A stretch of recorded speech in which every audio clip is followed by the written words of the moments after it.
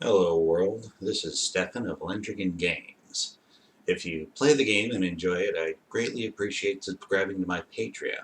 Link is also in the description. As of April 13th, 2021, Dungeons & Gannar has reached a new milestone in degeneracy, that being playable cat boys.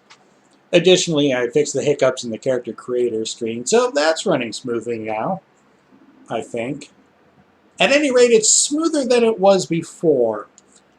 Adding cat boys needed a lot of things to get rearranged, and even now there's still stuff in there that I need to fix. On the plus side, though, I have upgraded the process for adding playable species, so when I get back to adding more, they will be a lot easier to add. That said, I am going to add just a simple weapon this next week, partly to rest up a bit before I do the visual overhaul for the levels, and partly to add something noticeable while I also try to fix some small things that just I notice. Now, before I outright tear down another developer's aspirations, I'd much appreciate it if you could financially support my hypocrisy addiction. A few days ago, a massively multiplayer game called Dreamworld got the money for which they asked on Kickstarter. Basically, 600 people gave them $100 each. I would say the game was successfully funded, but for the game they're claiming to make, successfully funding that still needs a few more $1,000,000. Most commentators have complained that no-talent hacks have convinced 600 people that they can mix Minecraft and World of Warcraft into a single game. But for me, it makes me hopeful that I, another no-talent hack, can convince 600 other people that Dungeons Under Gannar is a good idea. Before I lay out why Dreamworld can't work in the way the developers claim, I want to quickly describe the dog I have in this fight, so to speak. The game I'm making now is not an MMO, but I do have plans way down the road to make something sort of like MapleStory. So every time I hear about how netcode physically works, I keep it in mind because I am going to need it later. With that out of the way, here's how multiplayer happens between computers, how the Dreamworld developers say its own massively multiplayer will happen, and why they obviously don't know what they're doing. My description of multiplayer is going to be basic because it's intended mainly for people who don't know anything about it.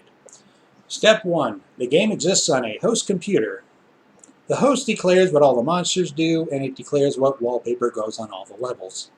Anyone who joins from outside is a client.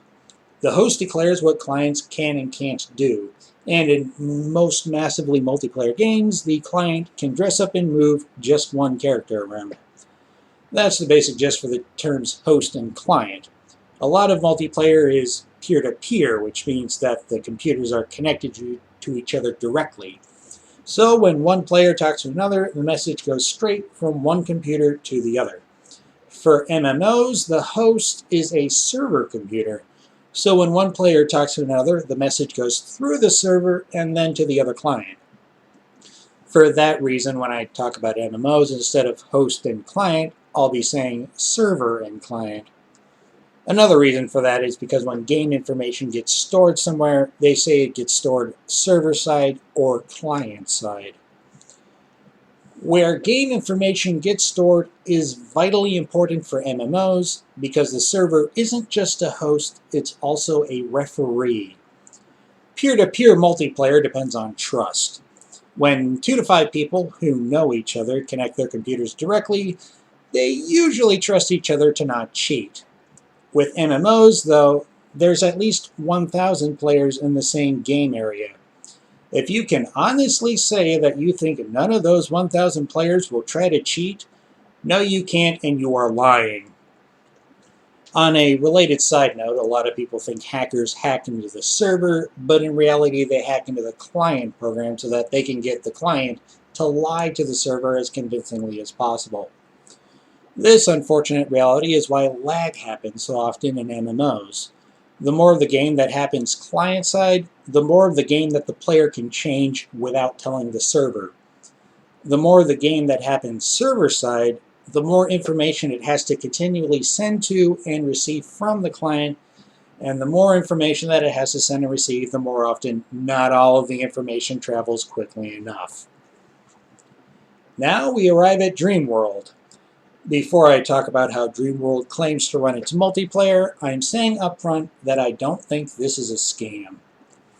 I'm not even giving the developers the benefit of the doubt by saying that. In the interview they had with Skiazos, they seemed delusional enough to think that they can revolutionize the industry. How do they plan to run multiplayer in Dreamworld? The client runs the entire game itself and just tells the server what it's doing, and the server just tells everybody what everybody else is doing. In the most literal way possible, Dreamworld is going to fix lag with the honor system. The phrase Dunning-Kruger effect means that because newcomers don't know how much more there is to something, they think that they know most of it. Basically, it's the reason I talk so authoritatively.